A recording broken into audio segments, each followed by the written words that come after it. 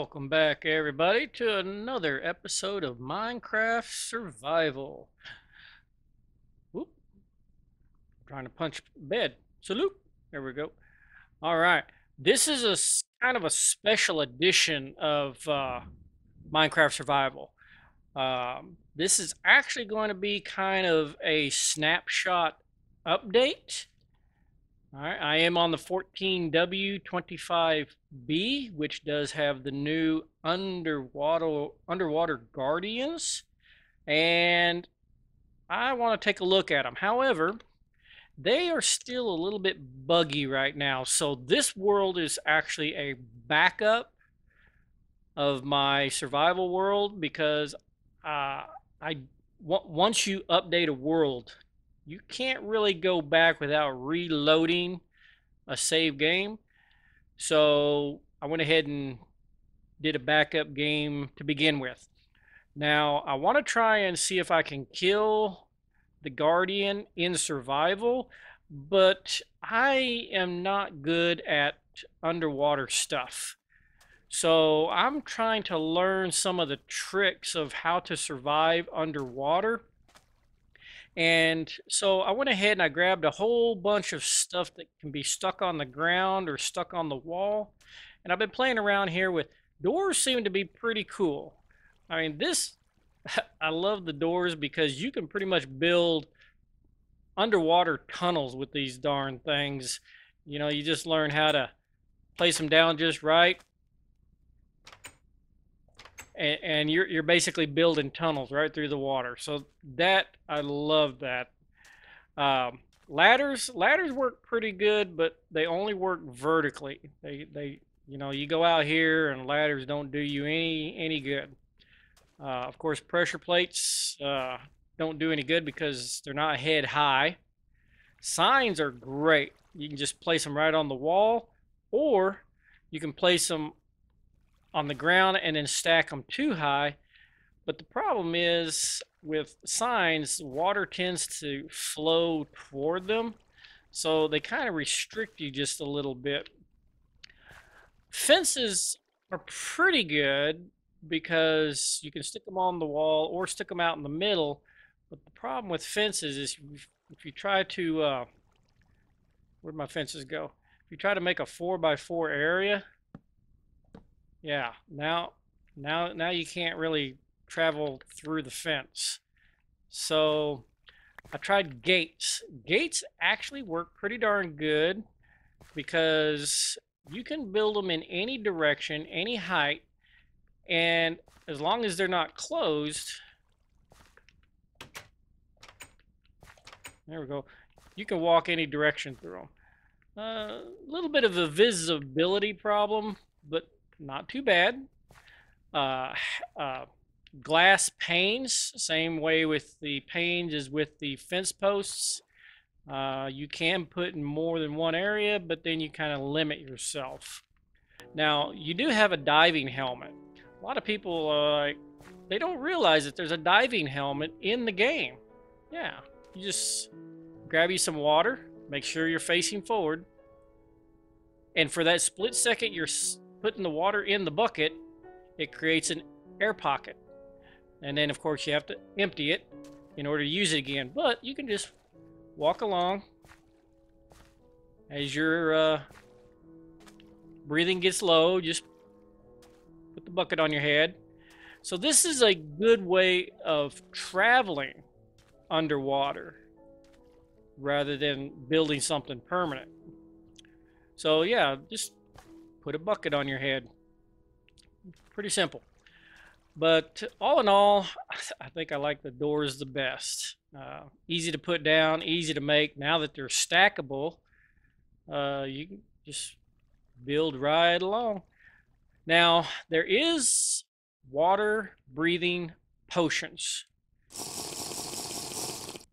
There have been water breathing potions in the game ever since pufferfish. Because I do not do a whole lot of underwater work, I mean, even when I was building my ship underwater, it was so close to the surface, I didn't even think about it. But it's just good old standard puffer fish with your standard awkward potion, and it gives you 3 minutes of water breathing. But for someone like me, I want to add a little bit of redstone, and you have 8 minutes of water breathing. So yeah, if you're going to be going against a guardian, you might want to do some water breathing. Okay, sun's going down, but wanted to show you one neat little trick here. I forgot to mention earlier that when you're wanting to work with water, now you got to realize I am not an expert. This is just trial and error for me because I am lousy at video games. But night vision, you're like, it's not nighttime. Well,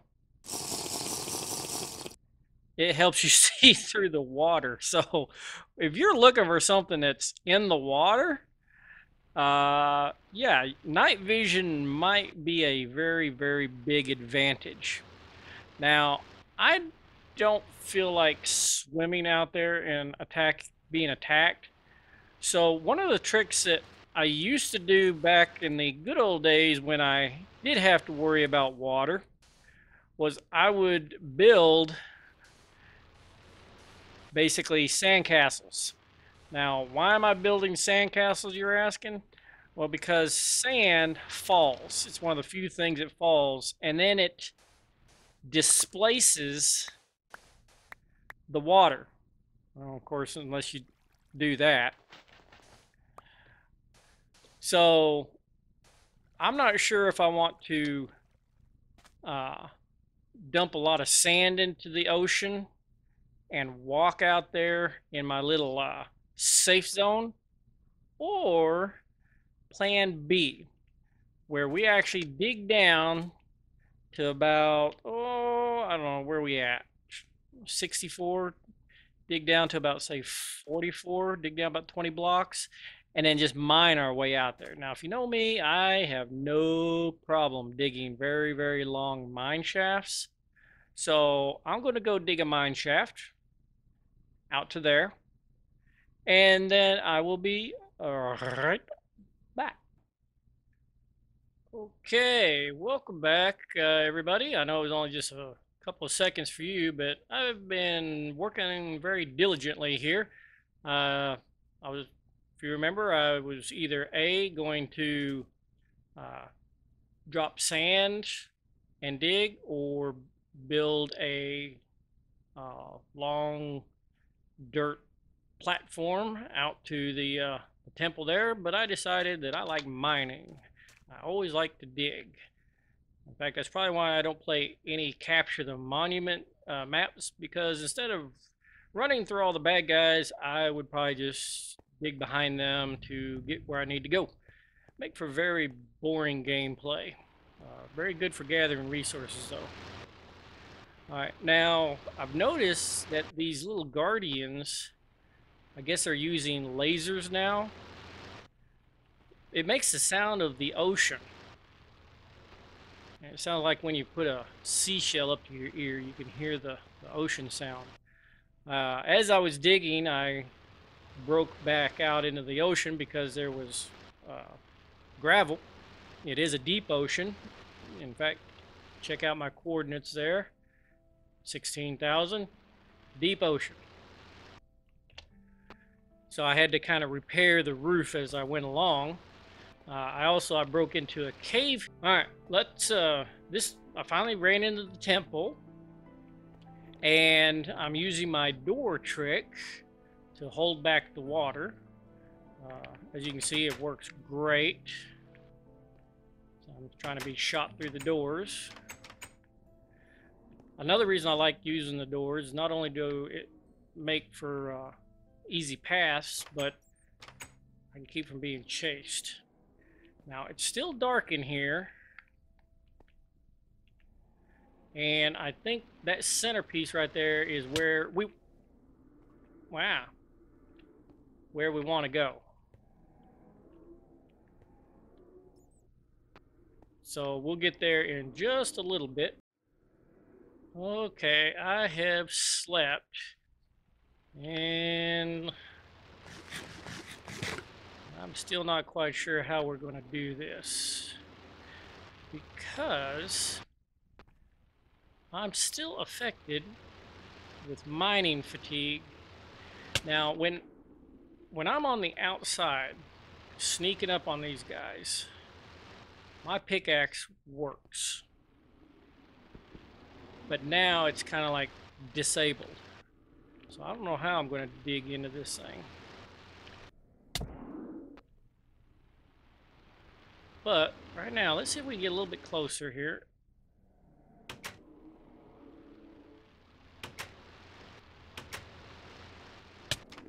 Ow. Okay, let's use some bows. Come on. Yeah. See, the bow does work.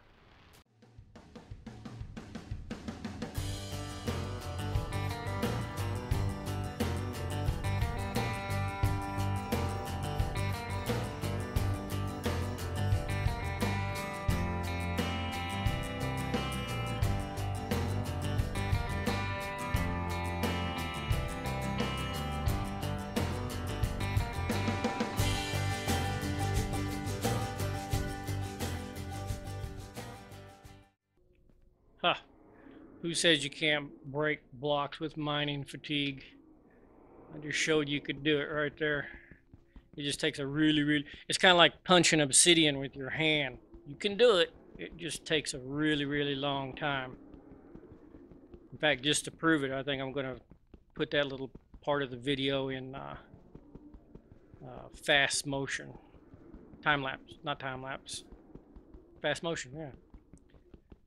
We'll do this one too.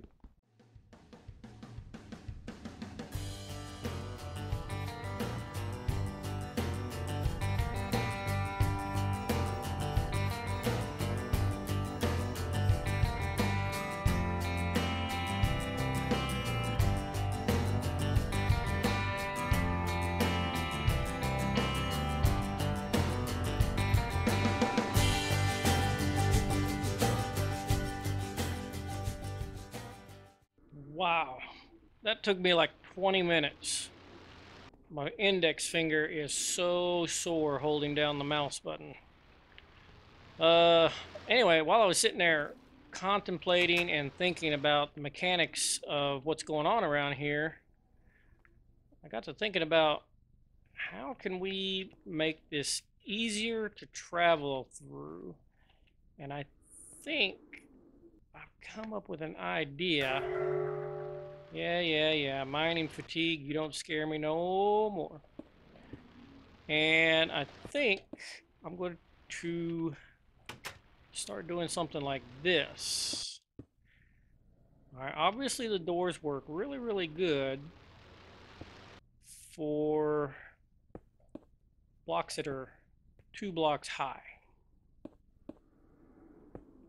Whoop. And then once we have those there, let's see here.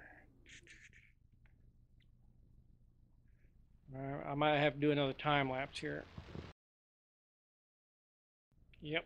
And then break the doors. And what that'll essentially do is clear the hallways of all the water, which is what we want to do. We want to get rid of the water. We want to have the home field advantage.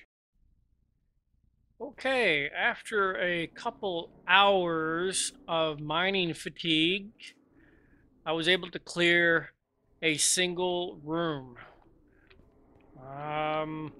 After knocking down a few doors, I actually tried sand. Now the problem with sand is it is harder to place than the doors, but it is easier to pick up. When it comes to actually clearing out the water, the doors are much faster and much easier. So it kind of balances itself out in the long run. Plus, I like the doors, like I said before, to be able to close them so you don't get the bad guys after you. So I still haven't found. Ow, I still haven't found the big guardian yet. I've been. From what I understand, it's not considered a guardian boss. It's not actually a boss.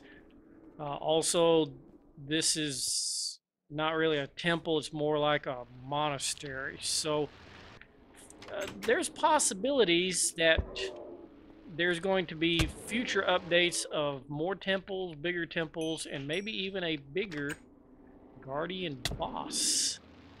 I don't know. All right, I'm going to continue on trying to drain the water and maybe even go up a level because as you know, this was nothing but gold in this area. So maybe I'll either find some more gold or I'll find a guardian. But I will be back as soon as I find something interesting. All right, I think I have found Mama Guardian. So I'm going to take a water breathing because I can't dig, or I should say, I can't really clear a path to the water guardian. Ah. Inventory info. I mean, I can do my best, but it's just not really going to be the same.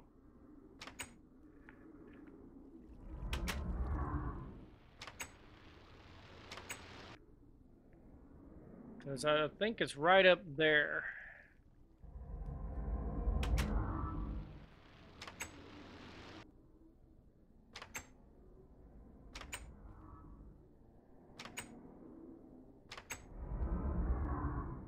Alright, let's take our night vision potion.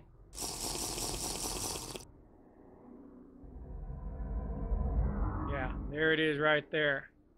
So I don't know if this is cheating or not. Can I hit the tail? Yeah, let's put down a couple more doors here.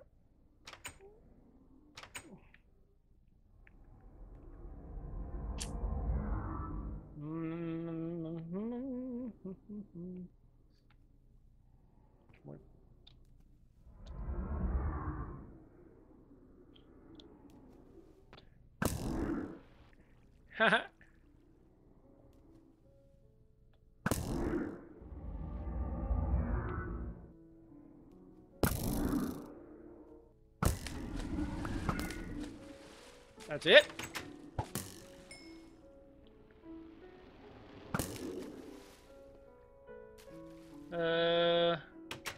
Okay.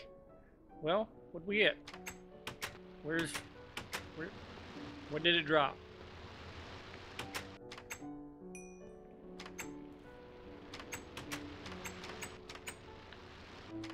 Did I get anything?